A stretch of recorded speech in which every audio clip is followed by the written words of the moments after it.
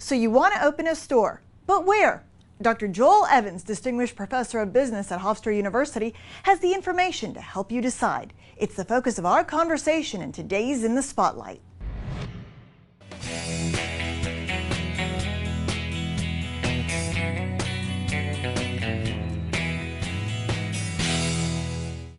All right, thanks for joining us today, Dr. Evans. Pleasure.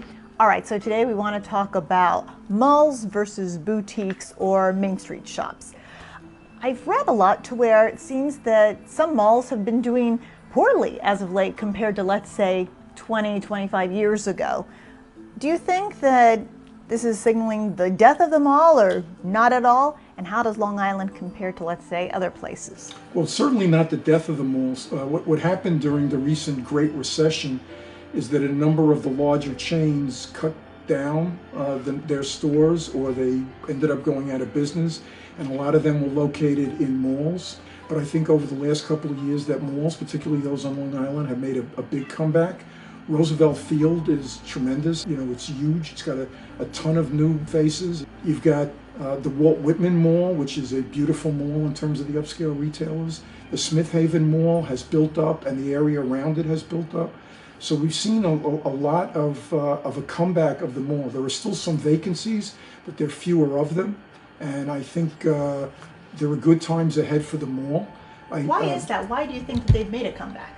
Because people like the anchor stores, the Bloomingdale's, the Macy's, the Neiman Marcus, the Nordstrom, as well as a lot of people still do like the idea of one-stop shopping. But there are also a lot of people who don't want to shop at the mall because they don't like the park, they don't want to spend that time shopping. But I think on Long Island, even more so than the malls, if you go back to when the recession started around 2008, we had really overbuilt on Main Street.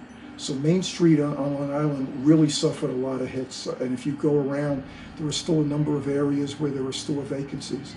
But they have also started to make a comeback in the neighborhood strip centers. They started to do much better. Well, if I'm a small business owner, how do I know which I want to locate at? If you're a small business owner, you really don't want to be in the mall because you're overpaying for rent and what they would call common area fees. So you'd be paying for that whole area in the middle of the mall where they entertain people, they have extra chairs. What you want to do is be in a strong neighborhood area, which means people have to travel less to get to you. They have no parking problem, and they could easily maneuver in the store. What if I take the tack that I can actually take advantage of the fact that there's a Macy's or a Neiman Marcus in the mall and I can siphon off their natural foot traffic, or will the customer always go to them instead of me at the mall? The ones they're going to go to in the mall, I would still call boutiques, but they're not small business boutiques. They would be the Ralph Lauren store, they would be the Ann Taylor or the Ann Taylor Loft. Those would be where they would go because those are more boutique oriented. Is there a generational difference as to what baby boomers versus Generation X versus millennials, where they like to shop? I think there's a generational difference in terms of online shopping. So I think that you're going to find the younger people are going to be more likely to shop online than older people. But I think it depends on where the brands are. If the mall has the hot young brands, they're going to attract younger people. On Long Island, talk to me about if I'm a small startup, how do I case out whether I should be in Suffolk County, Nassau County? Is there a shift as to where a lot of the movement is going? Suffolk County is somewhat younger than Nassau. There's an inverse relationship between the distance from Manhattan to where you live in terms of income, education, the size of your house, the price of your house. As you go out to Suffolk County, the house is larger, the population is going to be younger, which means more kids.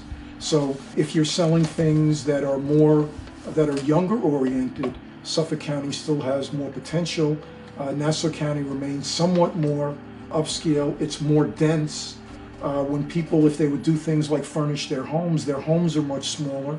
Their yards are much smaller. Now talk to me about the outlet malls and how that figures into the equation.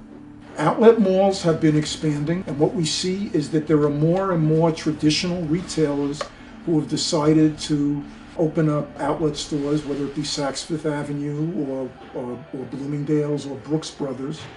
and they attract people who are more price conscious and who are looking for a deal, and who will pay maybe half of what they would in the traditional retailer. But again, they need to understand it may not be identical merchandise, but it has the identical logo.